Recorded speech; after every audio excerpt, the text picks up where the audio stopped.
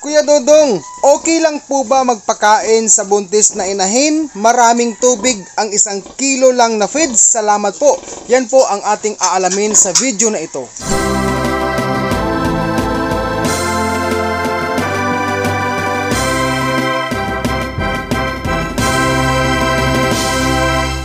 Mga ka-farmers, magandang araw po sa ating lahat. Ang topic natin ngayon sa video na ito, yung nabanggit ko po sa intro pa lang natin, galing po kay kabayang Cyril Santiago. Kuya Dodong, okay lang po ba magpakain sa buntis na inahin? Maraming tubig ang 1 kilo lang yung feeds. Salamat po. So, sa totoo lang guys, direct to the point na sagot natin ay inahin man o fattener, ay okay lang po yan. The more na maraming tubig silang ma-intake or ma-inom or mahalo natin sa feeds, mas maganda po yan. Pero guys, ito guys meron akong ratio mga kababayang baguhan na akin pong ihandog sa inyo ha. Nabanggit ko na to noon sa mga matagal ko ng vlog, pero meron akong idadagdag ngayon guys na bonus tip, handog ko po sa mga beginners.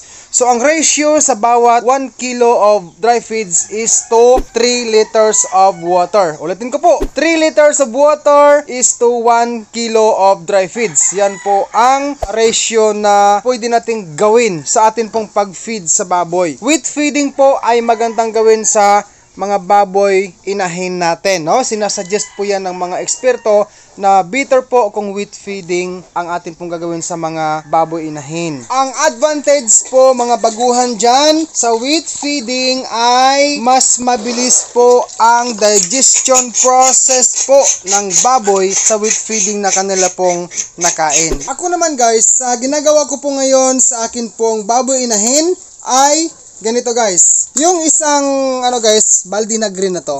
So the first thing is maglalagay ako ng King's Vita Plus Animal Feed Supplement. Ganyan lang po karami guys. Lagay ko dyan. Pagkatapos po ay ilagay ko ang 1 kilo of lactating feeds. After that one, maglalagay ako ng tubig.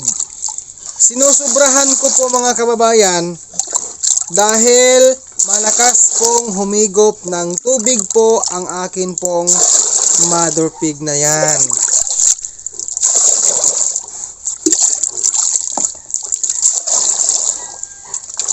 Ayan guys, gabang sa baldi.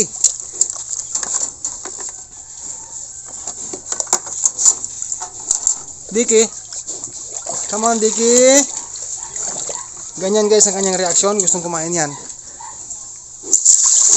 Actually guys, 15 minutes ago, kumain na to eh. Ngunit ngayon po ay akin po siyang pinapakain ngayon.